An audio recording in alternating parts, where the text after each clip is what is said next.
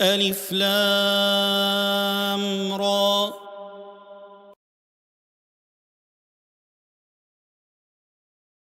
Bismillahirrahmanirrahim. Assalamualaikum warahmatullahi wabarakatuh.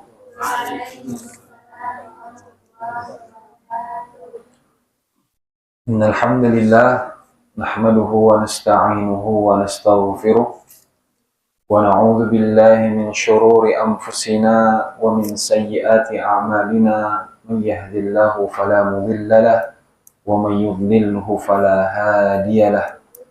Asyhadu an la ilaha illallah wahdahu la syarika lah wa asyhadu anna Muhammadan abduhu wa rasuluh. Asyhadu an la ilaha illallah wahdahu la syarika lah wa asyhadu anna Muhammadan abduhu wa rasuluh. Rabbi shrah li sadri wa yassir li amri wahlul 'uqdatam min lisani yafqahu qawli innaka kunta bina basira. Allahumma la sahla illa ma ja'altahu sahla wa anta taj'alul hazna idza syi'ta sahla. Allahumma faqqihna fid din wa 'allimna ta'wil. Jamaah salat subuh yang dirahmati Allah Subhanahu wa taala, bersyukur kita kepada Allah taala atas segala limpahan rahmat, hidayah, inayah, taufik kepada kita semua, sehingga pada pagi hari ini Allah takdirkan kita untuk bisa duduk di majelis yang mulia ini. Semoga amal kita di awal hari ini Allah catat sebagai amal soleh dan menjadi pemberat amal kebaikan kita nanti di akhirat kelak. Amin. Amin ya rabbal alamin. Salawat beriring salam selalu terlimpah curahkan kepada baginda besar Nabi kita Muhammad sallallahu alaihi wasallam, para keluarganya, kepada sahabatnya, kepada para tabi'in, tabi'ut tabi'in, dan orang-orang yang istiqamah mengikuti sunnah beliau hingga akhir zaman. Mudah-mudahan kita yang hadir semua di sini beserta sanak saudara kita termasuk dari orang-orang yang memegang teguh sunnah Nabi kita tercinta Nabi Muhammad SAW hingga akhir hayat kita. Amin. Amin ya rabbal alamin. Jemaah yang dirahmati Allah Subhanahu wa taala, pada pagi hari ini kita akan melanjutkan pembahasan kita yang biasanya di malam hari pada malam Senin setiap 2 pekan sekali. Insyaallah waktunya digeser ke Sabtu pagi dan 2 pekan sekali juga selama Ramadan ini, dan pembahasannya masih berkaitan dengan ilmu Al-Quran. Jemaah yang dirahmati Allah Subhanahu wa taala, kita sampai di pembahasan kemukjizatan Al-Quran. Kemukjizatan Al-Quran.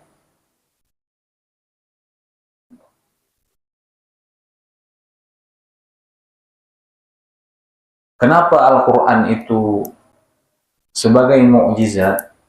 Dan ternyata setiap nabi itu memiliki kemukjizatannya masing-masing. Nah, orang-orang terdahulu sebelum Nabi Muhammad SAW, Nabi Musa, Nabi Isa, dan nabi-nabi sebelum mereka, ya, itu adalah orang-orang pertama manusia-manusia zaman awal manusia itu dengan wataknya yang memang masih kekal sampai sekarang, yaitu wataknya sombong, angkuh, menolak kebenaran, ya, menolak kebenaran, yang merasa yang menyampaikan ini sama dengan dirinya, dalam artian setara dengan dirinya. Dia merasa, oh sama-sama manusia, apa kamu mengaku-ngaku sebagai pembawa risalah, mengaku-ngaku sebagai Nabi Allah, sebagai utusan Allah Subhanahu wa taala, kamu siapa? Nah, dengan watak kesombongan ini, dengan watak keangkuhan ini, ya, diiringi dengan keterbatasan akal mereka, maka Allah Subhanahu wa Ta'ala itu memberikan mukjizat yang sesuai dengan akal mereka.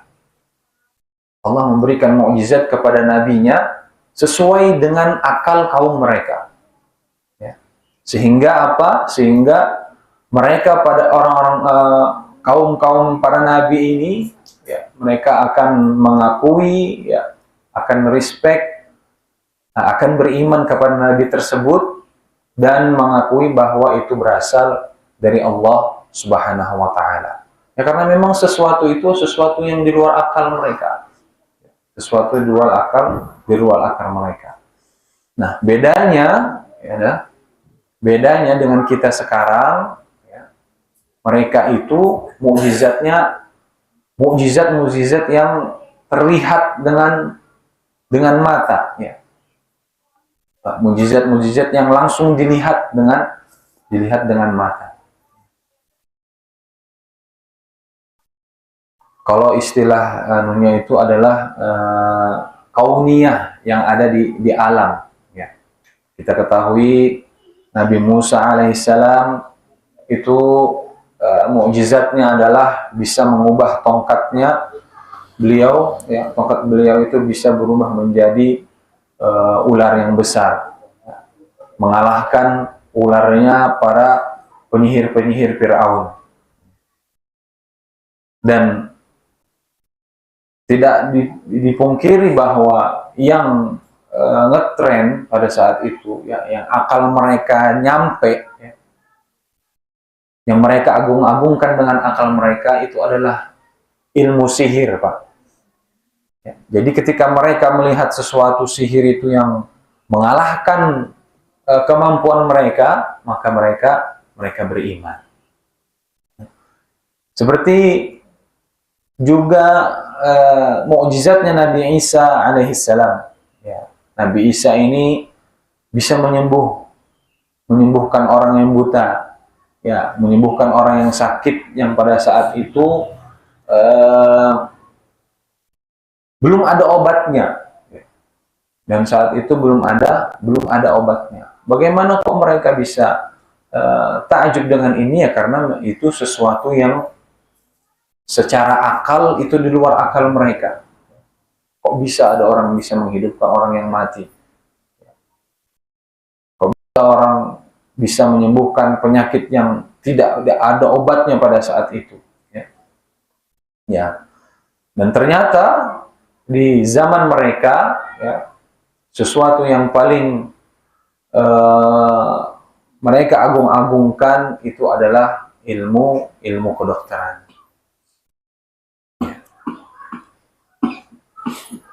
Sedangkan mukjizat Nabi kita Nabi Muhammad Sallallahu Alaihi Wasallam, ya, di samping dengan berkembangnya akal manusia, ini maka mukjizatnya itu pun menyesuaikan. Ya. Maka mukjizatnya itu menyesuaikan dengan akal-akal manusia zaman sekarang, atau dari zaman Nabi Muhammad sampai nanti hari kiamat.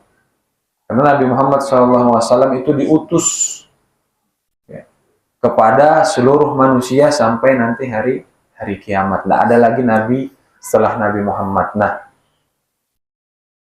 Nabi Muhammad sudah tidak ada, ya, bersama kita, dalam artian bersama kita. Terus bagaimana, ya, mukjizatnya itu bisa melemahkan kita? Dalam artian kita tidak sezaman dengan Nabi, apalagi orang-orang yang hidup di setelah kita. Nah, ini bagaimana mukjizat Nabi bisa menyertai kaum-kaumnya. Nah, makanya Allah Subhanahu wa Ta'ala turunkan Al-Quran kepada Nabi Muhammad Sallallahu Alaihi Wasallam. Dan Al-Quran ini menjadi mukjizat sepanjang masa, ya, mau kaum siapapun itu, Maksudnya manusia zaman kapan saja, ya, Al-Quran akan selalu ada di tengah-tengah mereka, dan Al-Quran tidak lekang oleh waktu dan selalu memunculkan kemujizatannya di setiap zaman. Jamaah rahimakumullah, ya. Nah, kita ngomong dari tadi mukjizat. Sebenarnya arti mukjizat itu apa? Syekh Manna Al-Qattan dalam kitab beliau Mabahith fi Ulumil Quran itu membahas definisi mukjizat, yakni i'jaz. Dalam bahasa Arab artinya i'jaz, kemukjizatan. Apa kemukjizatan ini? Maksudnya adalah melemahkan. Ya, melemahkan. Melemahkan dalam artian lawan dari kata qudrah. Lawan dari kata qudrah. Qudrah itu kemampuan, ya, power, potensi. Ya. Inilah arti daripada mukjizat. Ya. Dan mukjizat ini diberikan kepada setiap nabi. Di antara nabi-nabi Allah Subhanahu wa taala yang memiliki mukjizat itu adalah untuk mengukuhkan diri mereka bahwa mereka adalah seorang rasul, seorang nabi yang diutus oleh Allah Subhanahu wa taala. Dan mukjizat ini pasti sesuatu yang luar biasa. Ya. Sesuatu yang luar biasa dan disertai dengan tantangan, ya, disertai dengan perlawanan dari orang-orang yang terlemahkan tersebut. Dalam artian, orang yang terlemahkan ini bukan berarti mereka lemah, tidak mampu, bukan. Ya. Zaman Nabi Musa, ya, itu mukjizatnya adalah berupa sihir. Ya. Lawannya Nabi Musa itu penyihir terbaik seantero negeri. Ya. Orang yang paling hebat dalam ilmu sihirnya, tapi terkalahkan dengan Nabi Musa. Nabi Isa, ya, pada saat itu ilmu kedokteran, ilmu kesehatan sangat disanjung, sangat dimuliakan, sangat diagung-agungkan. Tapi ketika Nabi Musa datang dengan mukjizatnya menghidupkan orang mati, maka ilmu mereka terlemahkan. Nah, begitu juga dengan Al-Quran. Begitu juga dengan Al-Quran. Ketika Al-Quran pertama kali Allah turunkan kepada Nabi Muhammad SAW, ini melemahkan orang-orang Arab pada saat itu, ya, yang menentang Nabi Muhammad SAW. Ya, tingkat fasahahnya, tingkat balaghahnya, tingkat bahasa yang dimiliki oleh Al-Quran. Ya. Nah, pertanyaannya, apakah orang-orang kafir di zaman Nabi itu mereka tidak bisa bahasa Arab? Ya. Apakah mereka tidak bisa bahasa Arab? Jawabannya, mereka ahlinya bahasa Arab. Ya. Mereka ahlinya bahasa Arab. Sama polanya seperti kemujizatan Nabi sebelumnya. Ya. Yang ditantang itu, yang terlemahkan itu adalah orang-orang yang paling pintar, orang-orang yang paling kuat. Ya. Satu tema dengan mukjizat gitu. Nah, tapi orang-orang kafir ini di zaman Nabi Muhammad SAW ini, mereka itu justru memiliki kemampuan bahasa yang sangat tinggi, kemampuan bahasa yang sangat indah. Ya. Tapi ketika Al-Quran turun, ya, kemampuan mereka tidak ada apa-apanya. Ya. Kemampuan mereka tidak ada apa-apanya. Akhirnya apa? Ketika mereka terlemahkan dengan Al-Quran, ya, mereka tidak mau beriman dengan kesombongannya tadi, ya, karena tidak dapat hidayah dari Allah Subhanahu wa taala. Ya.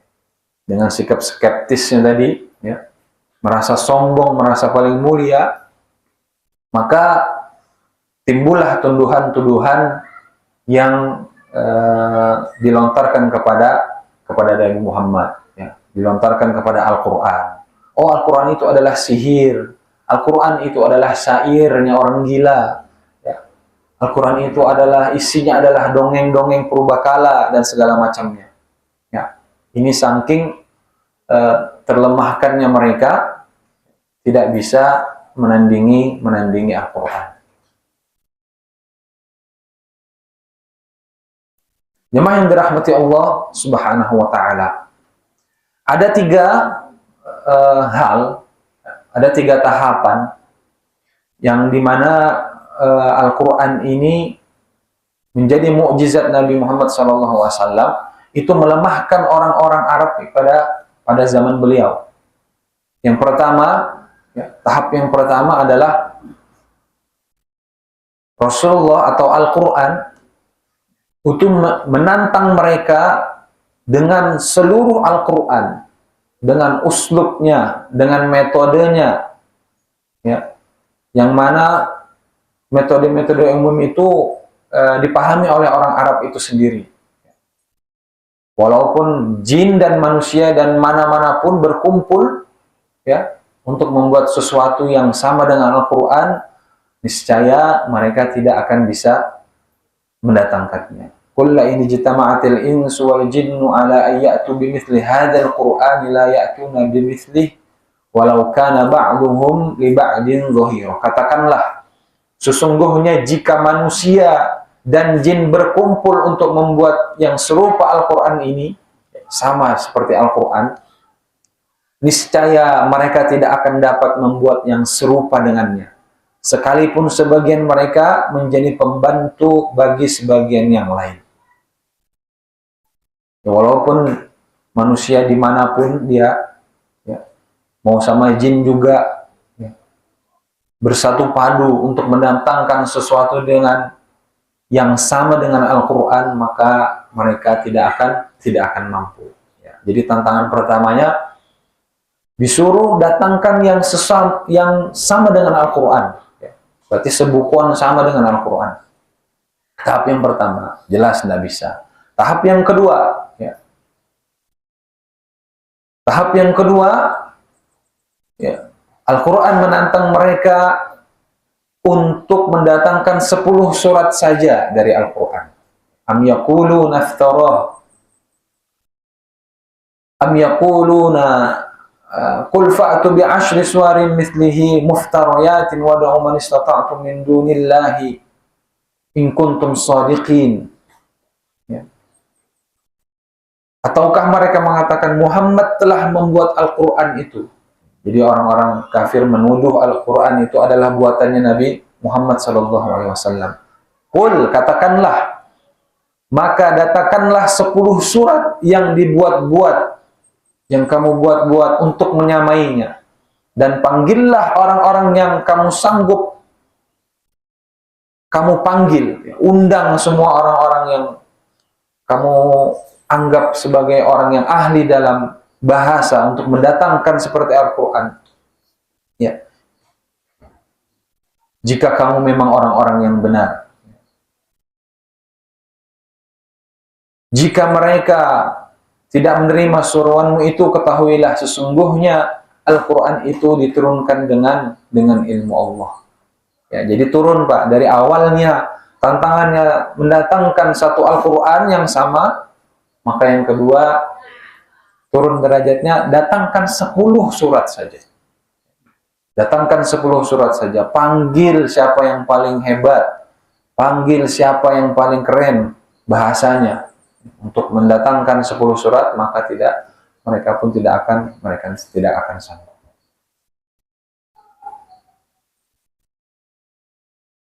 Turun lagi yang ketiga. Turun lagi tantangan yang ketiga.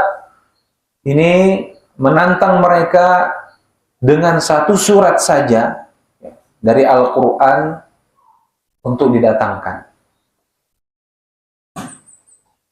Wa makana hadzal Qur'anu ay yuftara min dunillahi walakin tasdiqal ladzi baina yadayhi wa tafsilal kitabi la raiba fihi min rabbil alamin. Mereka mengatakan Muhammad yang telah mengada-ngadakannya. Katakanlah, kalau benar yang kamu katakan itu, maka datangkanlah sebuah surat sepertinya. Mereka menuduh, Muhammad itu yang menyusun Al-Quran, ya, membuat Al-Quran. Dari Al-Quran, datangkanlah satu surat saja yang sama seperti Al-Quran. Nah, niscaya mereka tidak akan sanggup. Allah juga berfirman di dalam surat Al-Baqarah, "Wa in kuntum fi raibin mimma nazzalna ala 'abdina fa'tu bi suratin min mithlihi wad'u syuhada'akum min dunillahi in kuntum shadiqin." Apabila kamu dalam keraguan, dalam meragukan tentang Al-Quran yang kami wahyukan kepada hamba kami, yakni Nabi Muhammad SAW, maka buatlah satu surat saja yang semisal itu. Fa'tu bisuratin min mithlih. Tantangannya, batangkan satu surat saja yang sama dengan Al-Quran. Wad'u syuhada'akum min dunillahi in kuntum shadiqin.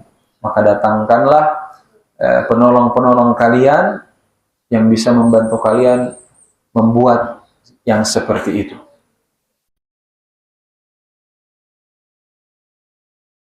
Jemaah yang dirahmati Allah Subhanahu wa taala, sekali lagi kami tekankan bahwa kemukjizatan Al-Qur'an itu kekal sampai akhir dunia ini, ya. Dan awal-awal kemukjizatan Al-Qur'an itu muncul daripada ketinggian bahasanya. Ketinggian bahasanya, keindahan bahasanya, yang mana orang Arab pun tidak bisa menandingi, tidak bisa menantangkan yang sesuai dengan tulisan Al-Quran. Sama seperti ketika kita membaca Alif Lam Mim, Alif Lam Ra, Ha Mim, Kaf Ha Ya Ain Shad. Nah, itu kan kalau kita baca terjemahnya itu kan ada mungkin mushaf yang mengartikan, tidak ada yang mengetahui kecuali Allah Subhanahu wa taala. Nah, dikatakan aib, ya, ketika Allah Subhanahu wa taala itu mewahyukan kepada Nabi Muhammad kepada sesuatu yang tidak ada maknanya. Sesuatu yang tidak ada maknanya itu aib. Kalau itu ada di dalam Al-Quran, maka para ulama mengkaji itu, ya, para ulama dengan kekuatan akal mereka, ya, mereka menyimpulkan bahwa Alif Lam Mim, Alif Lam Ra itu adalah i'jaz, ya, untuk melemahkan, ya, salah satu bentuk kemukjizatan Al-Quran. Alif Lam Ra, Alif Lam Mim, ya.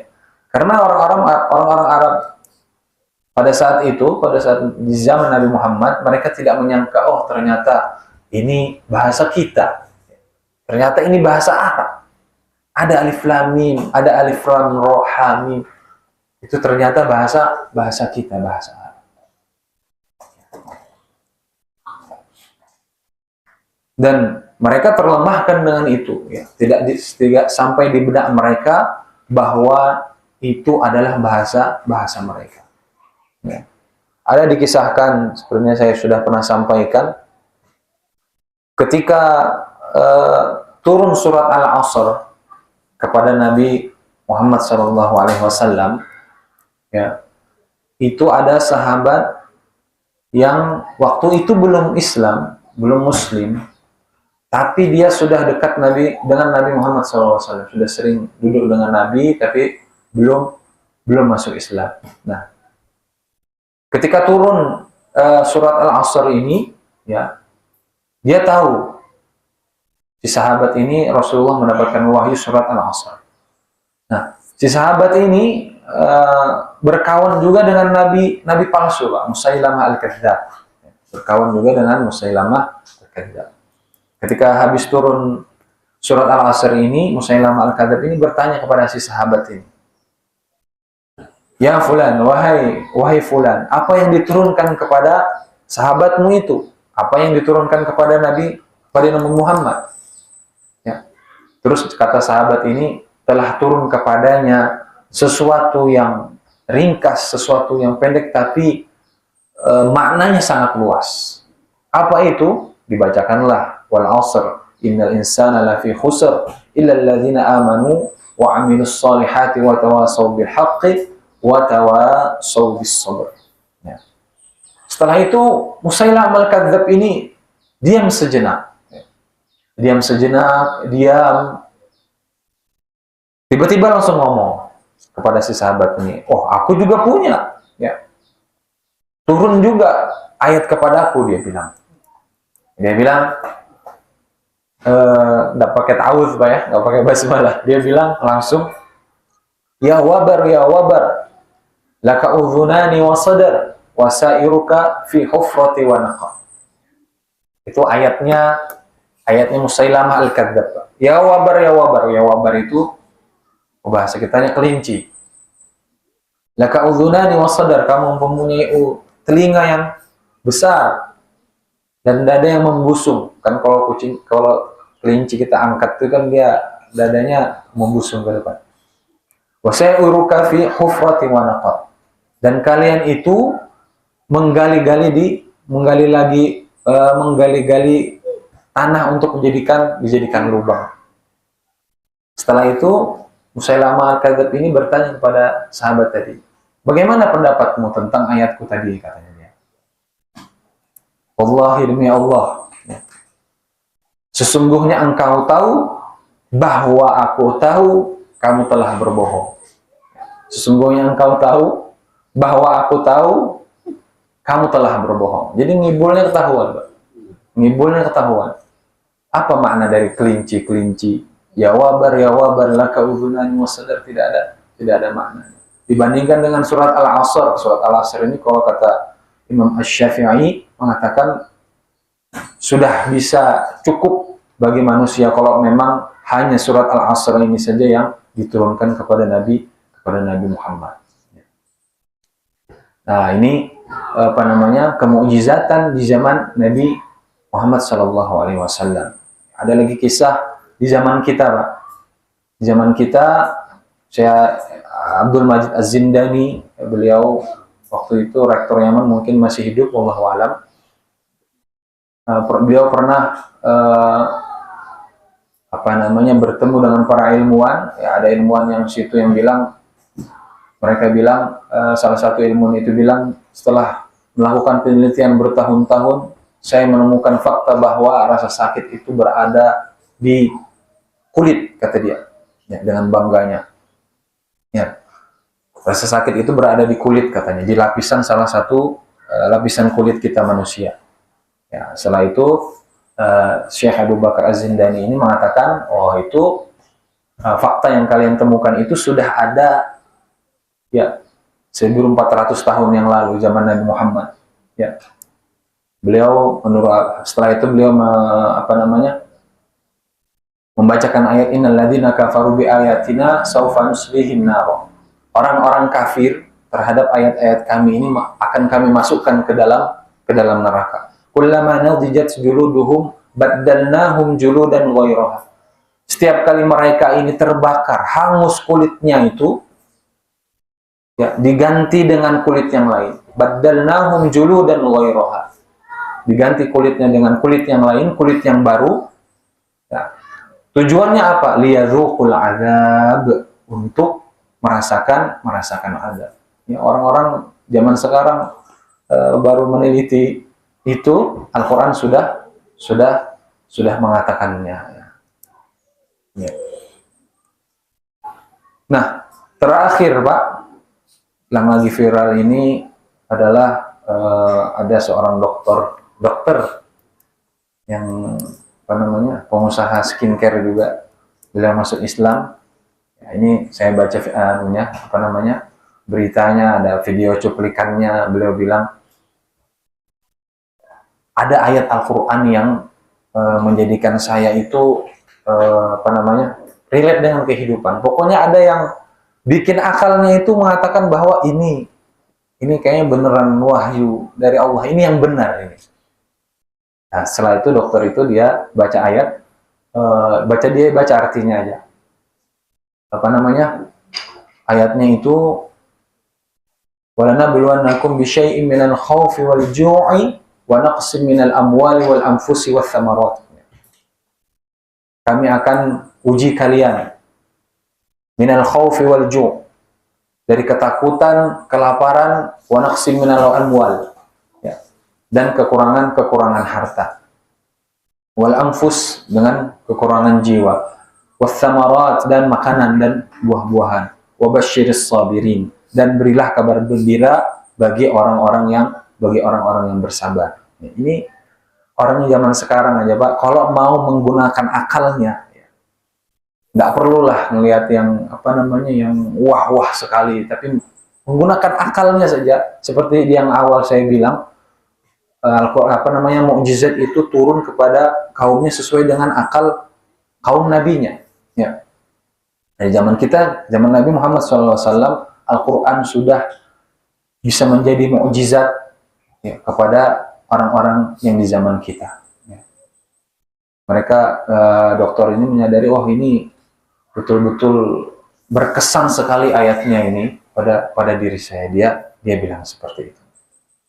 Jemaah yang dirahmati Allah Subhanahu wa taala, jadi ada 4 poin, ya, atau unsur daripada kemukjizatan Al-Qur'an ini adalah, yang pertama, Al-Qur'an sebagai penjelas, ya, bahasanya yang indah.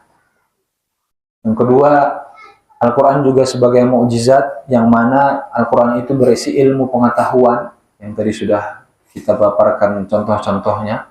Ya. Yang ketiga, Al-Quran itu sebagai mukjizat dalam pensyariatan, aturan-aturan yang Allah turunkan untuk manusia. Ya, Al-Quran ini sebagai sumber hukum, ya, sebagai yang mengatur kehidupan manusia, memberikan teladan, memberikan kebahagiaan di dunia maupun di akhirat. Ya. Orang-orang Arab dulu yang hanya pengembala domba, pengembala kambing, yang akhirnya bisa menjadi pemimpin bangsa-bangsa, bisa menjadi panutan umat, ini sudah cukup bahwa Al-Quran itu sebagai mukjizat. Jemaah yang dirahmati Allah Subhanahu wa taala, mungkin ini yang dapat kita bahas pada pagi hari ini. Kita tutup dengan doa kafaratul majlis. Subhanakallahumma wa bihamdika asyhadu an la ilaha illa anta astaghfiruka wa atubu ilaik. Al-haqqu min rabbika fala takunanna minal mumtarin. Wassalamualaikum warahmatullahi wabarakatuh.